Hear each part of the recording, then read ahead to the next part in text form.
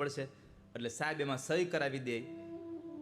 એ 200 રૂપિયાની ડીશ જમાડી હોય આપણે એને વચ્ચેથી રોડ કાઢી દે એટલે આપણને એ ડીશ 50 લાખમાં પડે.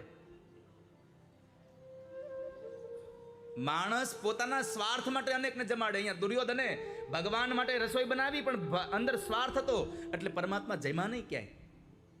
અને વિદુરના ઘરે તાંદળિયાની ભાજી તો ઠીક છે, પણ ભગવાને સામેથી જ્યારે જમવાનું માગ્યું ત્યારે ભગવાન માટે થઈ સુલભા નારી કેળાના ફળ લઈ આવે અને કેળાની છાલ ઉખેડે, અંદરથી ફળ નીકળે એ નીચે મૂકે અને ભગવાનને કેળાની છાલ આપે તો ઠાકોરજી કેળાની છાલ જમતા હતા. કારણ વાલો મારો ભાવનો ભૂખ્યો ભાવથી જમી લઈ, વાલો મારો ભાવનો ભૂખ્યો ભાવથી જમી લઈ, કાનુડો મારો ભાવનો ભૂખ્યો ભાવથી જમી લઈ, કાનુડો મારો ભાવનો ભૂખ્યો ભાવથી જમી લઈ. હસતે મુખે કાનો ગયો, હસતે મુખે કાનો ગયો, આશીર્વાદ દઈ કાનાને. ગોપીએ ભગવાનને નોતરું દીધું અને ભગવાન હાટું ખીર બનાવી, ખાંડ નાખવાનું મુખ પડતું અને મુઠ્ઠું ભરીને નાખ્યું એમાં મીઠું, ખોબો ભરીને નાખ્યું મીઠું, ખોબો ભરીને મીઠું નાખ્યું, ખીર ખારી થઈ, ખોબો ભરીને મીઠું નાખ્યું, ખીર ખારી થઈ. પૂરી વણીને તૈયાર કરી તળતા ભૂલી ગઈ કાનાને. ગોપી ભાન ભૂલી ગઈ. ભગવાન હાટું પૂરી બનાવી પણ તળી નહીં, અડધી તળીને અડધી મૂકી રાખી. ભગવાન જમવા આવ્યા તો જમવા તો બેહી ગઈ, ભગવાનને થાળી ન આપી, પાટલા પર પીરસી દીધું સીધું. ભગવાનને આસન આપ્યું નહીં બેહવા, કારણ ગોપી ભાવ વિભોર થઈ ગઈ હતી, કનૈયો મારી ઘરે જમવા આવ્યો છે. અને ભગવાન જમવા બેઠા તો હારે ઈ બેહી ગઈ. જેમ આપણા ઘરમાં મહેમાન આવ્યા હોય ને ઘરના એકાદ વ્યક્તિ હારે જમવા બેહે, પણ મહેમાન ચાલુ કરે પછી ઘરના વ્યક્તિ ચાલુ કરે. આપણે મહેમાનને કહીને ભાઈ ચલાવો મહેમાન ચાલુ કરો, મહેમાન એકાદો કોળિયો મોઢા મૂકે પછી ગરદણી મૂકે. અહીંયા તો ગરદણી પેલા ચાલુ પડી ગયા. ભગવાન જમે ન જમે પેલા ગોપી ચાલુ પડી ગઈ. વાલા પેલા જમવા લાગી, વિવેક ભૂલી ગઈ. વાલા પેલા જમવા લાગી, વિવેક ભૂલી ગઈ. જમી પરવારે પૂછવા લાગી, રસોઈ કેવી થઈ કાનાને. પેલા ભગવાનની પેલા જમી લીધું અને પછી એને મંડી પૂછવા કે હે કનૈયા રસોઈ કેવી થઈ. પણ ભગવાન એટલા દયાળુ છે, ખારી ખીર ખાધી, કાચી પૂરી ખાધી, આસન વગરનું બેઠા, થાળી વગરનું જમી લીધું અને તોય ભગવાને શું કીધું? વાલો મારો હસીને બોલ્યો, હાથમાં તાળી દઈ. વાલો મારો હસીને બોલ્યો, હાથમાં તાળી દઈ. કાનુડો મારો હસીને બોલ્યો, હાથમાં તાળી દઈ.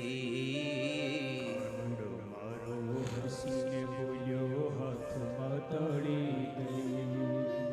રાધાજી તો રોજ જમાડે, રાધાજી તો રોજ જમાડે, તારા જેવી નહીં. કાનાને નોતરું દીધું રે, ગોપી ભાન ભૂલી ગઈ. કાનાને નોતરું દીધું રે, ગોપી ગાંડી ઘેલી થઈ. કાનાને નોતરું દીધું રે, ગોપી ગાંડી ઘેલી થઈ. કાનાને નોતરું દીધું અને ગોપી ગાંડી ઘેલી થઈ.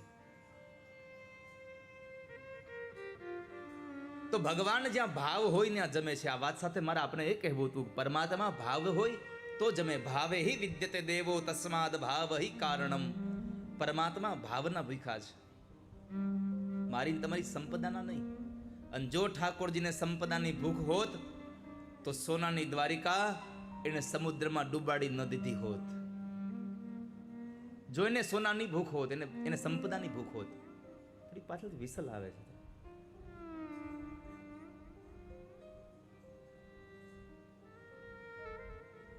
તારી પર નથી રાખ્યું તે કે સ્પીકર ક્યાં છે તો નથી આવતી એમાં?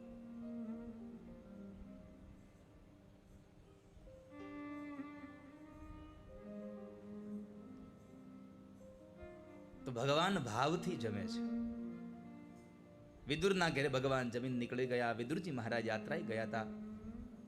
વર્ષો વીતી ગયા પછી યમુનાના કિનારા ઉપર વિદુર અને ઉદ્ધવનું મિલન થાય છે. ઉદ્ધવજી મહારાજ ભગવાનની પાદુકાઓને લઈ અને તેઓ યમુનાના કિનારે આવ્યા અને ત્યાં વિદુરજી મહારાજ સાથે મિલન થયું. વિદુરને કહેવામાં આવ્યું કે પરમાત્મા સ્વધાંગમન થયા છે. ત્યારે વિદુરને દુઃખ લાગ્યું. વિદુરજી મહારાજે પરમાત્માનો સંદેશો સાંભળવાની ઈચ્છા વ્યક્ત કરી અને એવા સમયે ઉદ્ધવજી મહારાજે મૈત્રી ઋષિના આશ્રમમાં જવા માટેનો ઉપદેશ કર્યો કે તમે મૈત્રી પાસે જાઓ. એટલે વિદુરજી સવારના સમયે ઉઠી નિત્ય કર્મ કરી પરવારી અને પોતે મૈત્રી ઋષિના આશ્રમમાં ગંગાના કિનારે આવવા માટે નીકળી ગયા. ગંગાના કિનારે આવી મૈત્રી ઋષિના આશ્રમમાં મૈત્રી ઋષિને પ્રણામ કરી અને ભગવાનનો સંદેશો સાંભળવા માટે બેઠા. અને એ સંદેશા સાંભળવામાં પહેલો પ્રશ્ન વિદુરે કર્યો, સુખાય કર્માણિ કરોતિ લોકો નતે સુખમ વાન્યદુપારમ વા વિંદેત ભૂયસ્તતૈવ દુઃખ યદત્ર યુક્તમ ભગવાન વદેન. યદત્ર યુક્તમ ભગવાન વદેન. બાપજી, આ સંસારમાં જીવ દુઃખી થાય છે, સુખી થાય છે, એનું કારણ શું? તો મૈત્રેય ઋષિ એટલું કહેવું, કર્મણી એવાધિકાર રસ્તે માં ફલેષુ કદાચન. આ સંસારમાં જીવ કર્મથી સુખ પામે અને કર્મથી દુઃખ પામે છે. ત્યાર પછી મૈત્રેય ઋષિએ પૃથ્વીના સર્જનની કથામાં ભગવાન નારાયણે બ્રહ્માની ઉત્પત્તિ કરી અને એ બ્રહ્માને સૃષ્ટિના સર્જનનું કાર્ય સોંપ્યું. પણ પૃથ્વીને લેવા માટે થઈ અને બ્રહ્માએ ભગવાનને પ્રાર્થના કરી કે તમે મને પાતાળમાંથી પૃથ્વી લઈ આવી આપો. ત્યારે ભગવાન નારાયણે સૌ પ્રથમ ભગવાન વરાહનો અવતાર ધારણ કર્યો. એની કથા બતાવે. બોલ્ય વરાહ નારાયણ ભગવાન કી જય. વરાહ અવતારનું પ્રાગટ્ય થયું.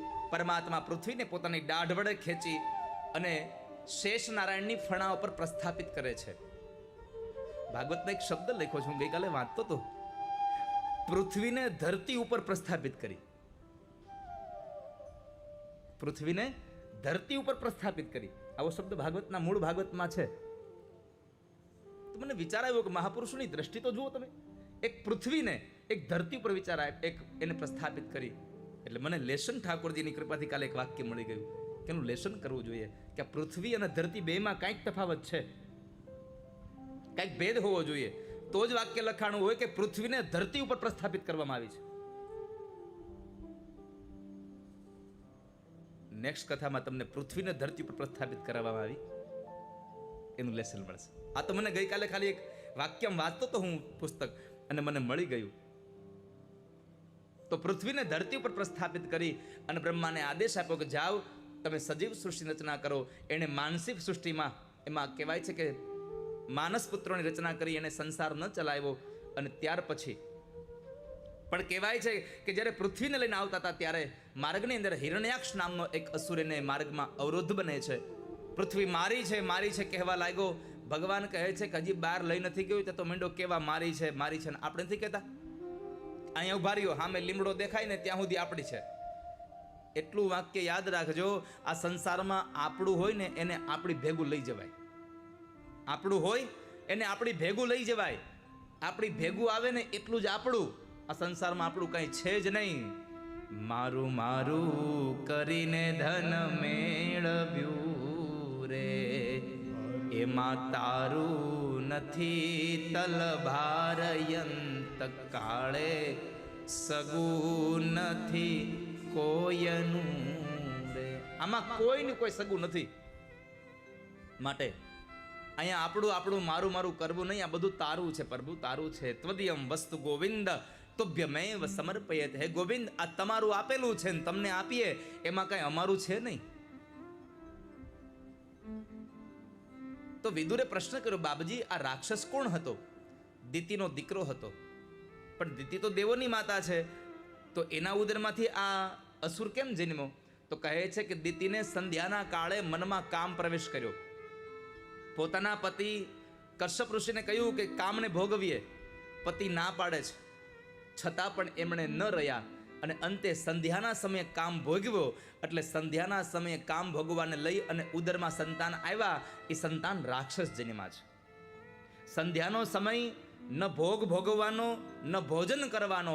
સંધ્યાનો સમય કેવલ ભજન કરવા માટેનો છે, પરમાત્માનું ભજન કરવા માટે. જ્યારે સૂર્ય અને ચંદ્ર બે દુર્બળ બને છે, સૂર્ય અસ્ત તરફ ગયો હોય એટલે વૃદ્ધ થયો હોય, અને ચંદ્ર ઉદિત એટલે નાનું બાળક હોય, તો બાળકમાં અને વૃદ્ધમાં બેમાં તાકાત ઓછી હોય. તો મનના દેવ ચંદ્રમા અને બુદ્ધિના દેવ ભગવાન સૂર્યનારાયણ આ બે દુર્બળ બને. એવા સમયે આપણું મન પાપ ન કરે એટલા માટે સંધ્યાના સમયે ભગવાનનું ભજન કરવાનું છે, ભોજન નહીં. આખો દિવસ રામજી મંદિરે બેહીએ અને ચોકમાંથી સંધ્યાના ટાઈમે બરાબર પૂજારીને આવતા જોઈએ એટલે ઊભા થઈ જાય, હાલો હાલો પૂજારી આવ્યા, વાળું ટાણું થયું. એક સમય હતો ઝાલર વગાડવા માટે છોકરાઓ દોડતા, નગારો વગાડવા માટે છોકરા દોડતા. સાંજે વાડીએથી આવી અને દૂધની પ્યાલી ભરીને આપણે રામજી મંદિરે જતા હતા.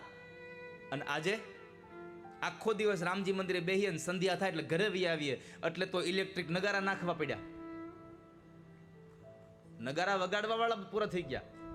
નકે પેલા નગારું વગાડવા હાટું સાંજે 7 વાગ્યે આરતી થવાની હોય, 6 વાગ્યે રામજી મંદિરે વયા જાય.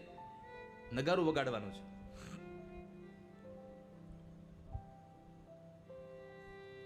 આપણી ઉન્નતિ નથી, યાદ રાખજો.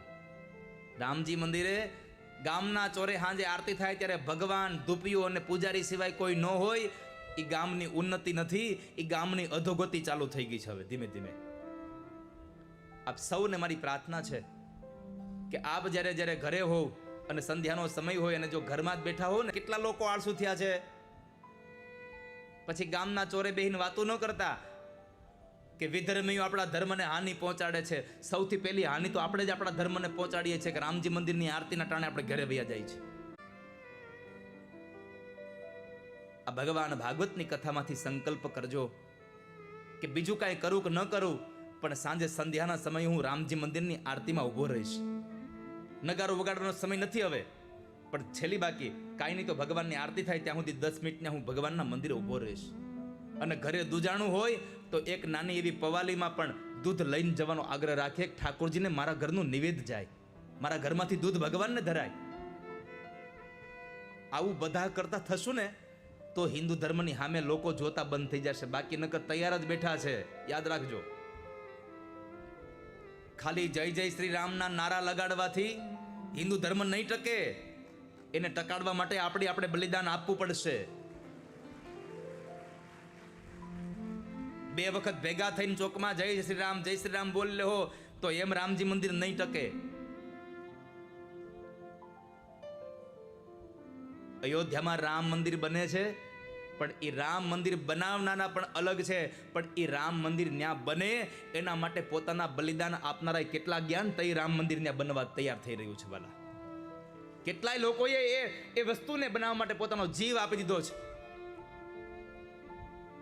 તો આપણે ગામમાં જીવ નથી આપવો, ખાલી 10 મિનિટ રામજી મંદિરે સમય તો આપીએ. આપણે આપણા તહેવારો હોય ત્યારે ખાલી આપણે કરીએ છીએ. નવા મંદિરો બંધાય એમાં આપણે આપણી આંખો ઠારવી છે, પણ મંદિરો બંધાયા પછી મંદિરમાં જઈને તો આપણું હૃદય ઠરે, તો આપણું મન ઠરે.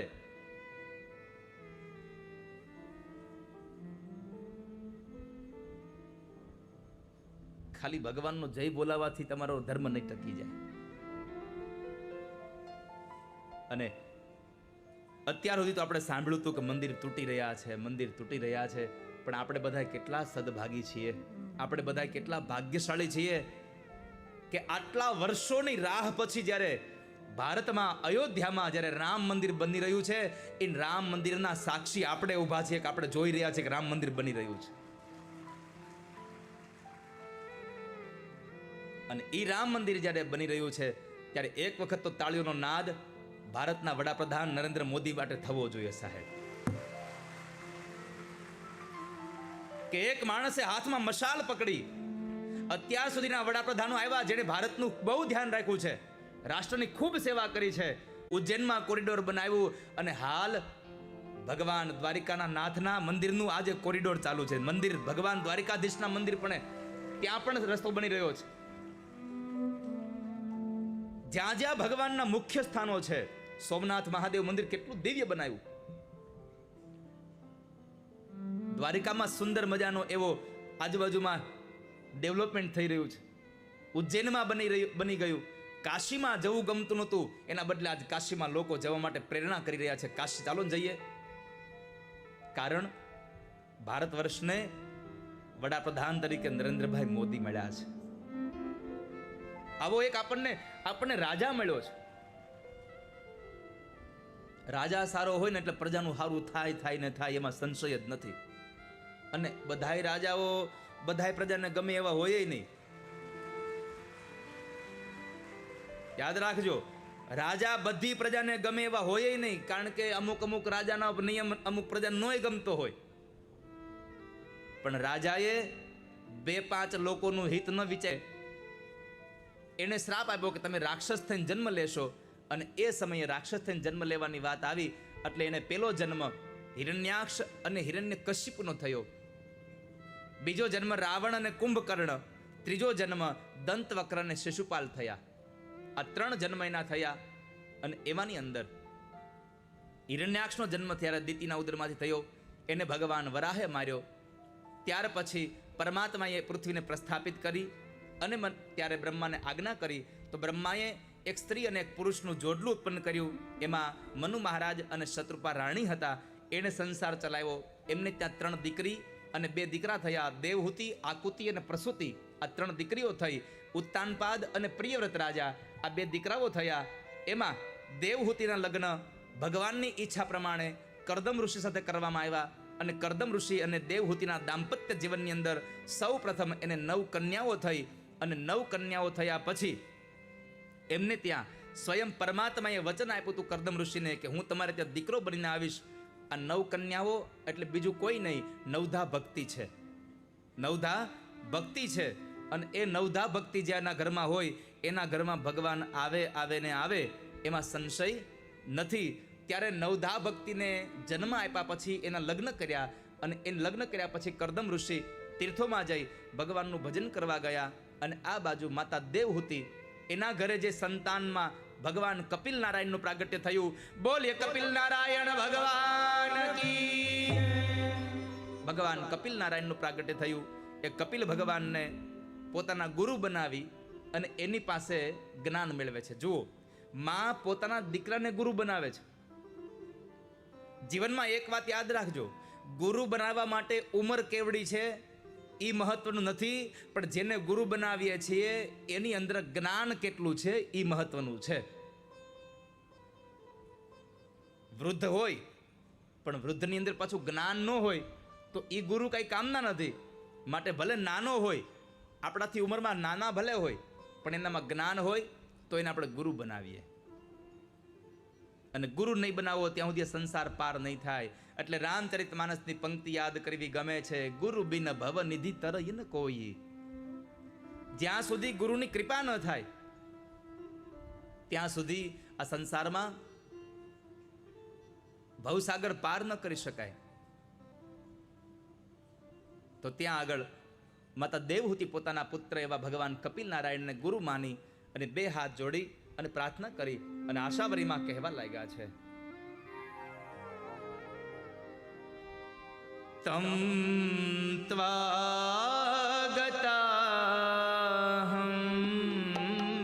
શરણં શરણ્યં ત્વં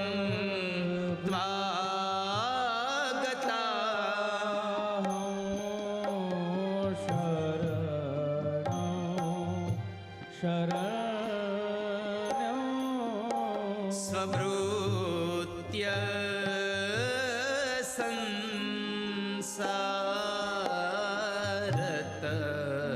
રો કુઠારમ સ્વભૃત્ય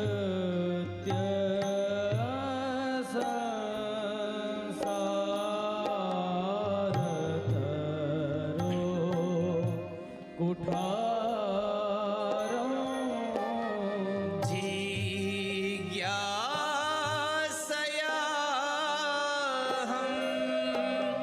પ્રકૃતે પુરુષસ્ય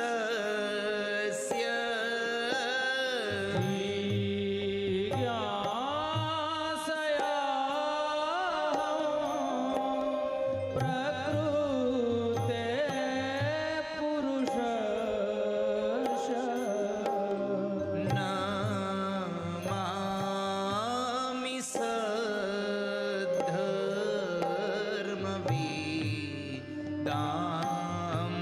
વરિષ્ઠં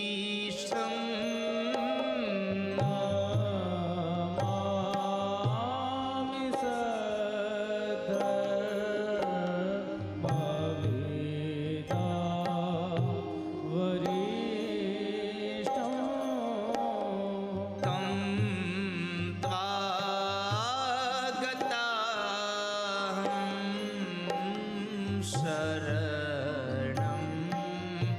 શરણ્યં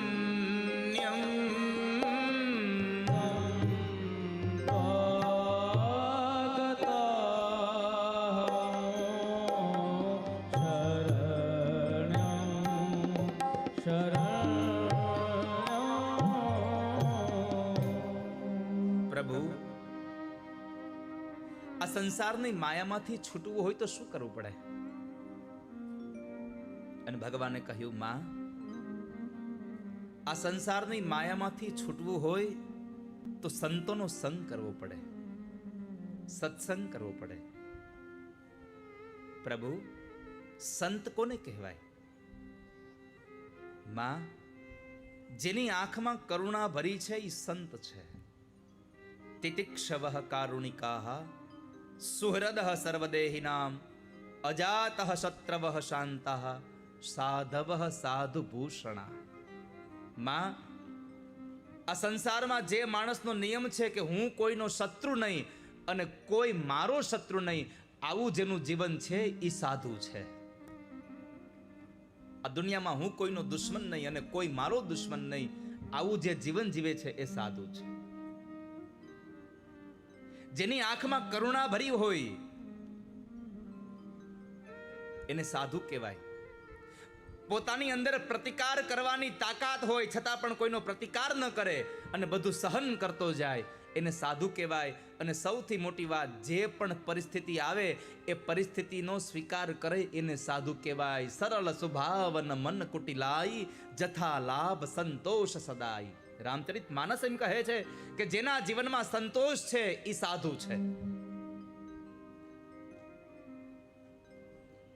માં, સત્સંગ કરો, સાધુનો સંગ કરો. સાધુમાં કેટલી સરળતા હોય.